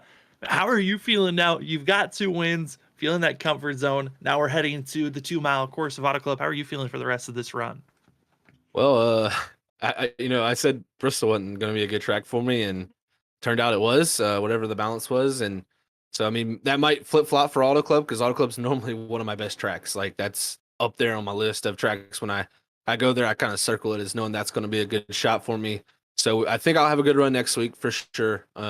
But then going into Eldora, not a dirt racer. So if I can keep it on, going straight and not end up causing any yellows, I'll get out of there with a happy smile on my face for sure. And then Richmond, I think that's another good one. So, and then you go to Watkins Glen. I mean, I think personally, I think that's one of my strong suits, is I'm strong at most tracks. So I think we should have a good run through these next few. Eldora is going to be the bumpy one, but it's dirt. I'm not really going to take too much into account for that. I'm just going to try to be as clean as possible and try to get better at it. I mean, it's definitely something I struggle at. Well, you got to say, Zach, an incredible run for yourself here tonight, and you certainly are proving that most tracks you are a driver and a threat to watch out for. Congratulations on this win, and before we let you go, the floor is yours for any shout-outs. Well, first off, as always, shout out to Freaky Fast Racing, the team. Christopher filled in tonight for Andrew, and he was doing an excellent job. I think he got caught up in an incident there that brought that last yellow. So I kind of feel bad for him, because he was running really, really good. I was proud of how he was doing, and Ken was right there too in the mix all night. Me and him were saving tires and trying to drive through the field as much as we possibly could. And yeah, she's a great group there, and it's gonna be good to get Andrew back next week. He's a great guy. So Freaky Fast Racing and then Freaky Fast Broadcasting. I mean, the best broadcast out there. It's a family. It's everything to us out here. So make sure if you ain't subscribed yet or hit the like button tonight and enjoyed that race, make sure you go ahead and do that. And then shout out to the Full Send Racing Series, man. This league is so fun. I say it every time I get interviewed, but it's one of my favorite leagues to race in of all time. Each and every one of these drivers, you got so many heavy hitters and drivers that are going to race you hard, but they're going to race you clean. It's something to definitely be very, very proud of for these guys on Tuesday nights. So just shout out to them, and then shout out to all the fans tuning in out there. I hope I did them good in the Fruit Stripes truck. And that is going to be Zach Hall on the 32 machine. First driver to become a 2-time winner this season. We'll see if we can make it 3 wins in a row. Going to Auto Club next week. Good luck, Zach. Thanks, guys. As we go from victory lane, we head to second place, and it's identical first and second place from last week. We bring in that of Ross Tatum with us. Ross, congratulations on a second place finish. Second for the second week in a row. But man, you got to be loving the fact that these consistent runs are showing up here this early. Yeah, I guess. I mean, it'd be nice to win one. 3 for 3 on second place finishes this year, so I guess I'm consistent. That's the main thing. But it was a hectic race tonight, so it would have been nice to have something for Zach right there. I thought once I got in front of him, I thought I was gonna fly past Cam, but Cam just had just a little bit enough in his tires to hold me off for a few laps, and that was pretty much the deciding factor. But all in all, can't complain.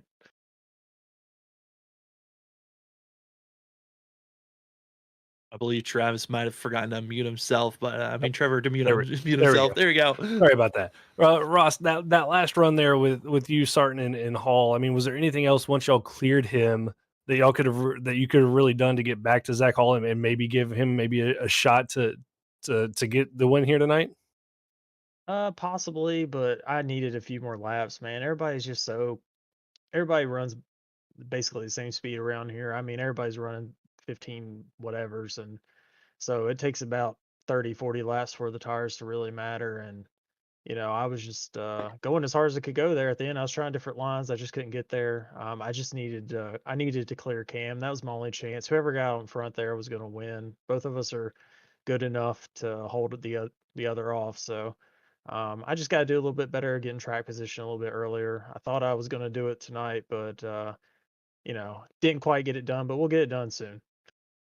Well, Ross, again, congratulations on a second place finish. And before I let you go, the floor is now yours for any shout outs. Thanks, guys. I got to thank Coca-Cola, obviously, for paying my bills.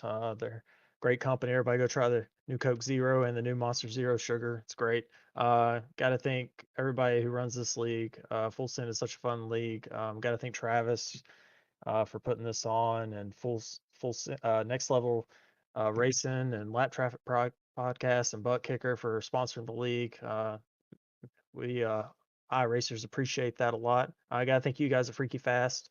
I'm looking forward to the race next couple of weeks. The benefit race. It's gonna be a lot of fun. Can't wait. A lot of good drivers are signed up, so I think we'll put on a really good show at Daytona. And just everyone watching, I appreciate it. And maybe one day I'll get a win. We'll see. I hope to see that, as that is going to be the 21 of Ross Tatum. Congratulations on second, and good luck next week at Auto Club. Appreciate it, guys. So we go from second place, we go to our spotlight driver, fill-in driver, who came in. We got Josh Waltis with us. Josh, I mean, you kind of got called in last minute to fill in for that of Logan Keys, who was not able to show up, but tonight you finished fourth. You're the biggest mover of the night, man. How can you take this night for yourself? Because you also led some laps for here at some point. Yeah, thanks, Sam. It was a wild night for sure. Yeah, I've been driving over full time. I made the move over to the ISRC series, Graveyard Truck Series, on Monday nights, and I'm not gonna lie, it's been a rough start over there, man. These trucks are a handful, and I'm still learning. So good buddies with Ross Tatum. He's been trying to get me to come over here and race some, and was on the way home, and I just threw a Hail Mary. I was like, hey, does anyone need a fill in tonight? And thank you to Logan for letting me jump in, and yeah, I had a lot of fun tonight, man. I mean, Josh, we saw you up front. We saw you, get caught up in an incident, work your way back up there. I mean, how hard was it to work your way? You started at the back as well. I mean, how hard was it for you to work your way through the field to get up to the front, and then after your incident, work your way back up here to fourth place? Yeah, it was definitely a battle all night. I elected to not qualify and just start in the back.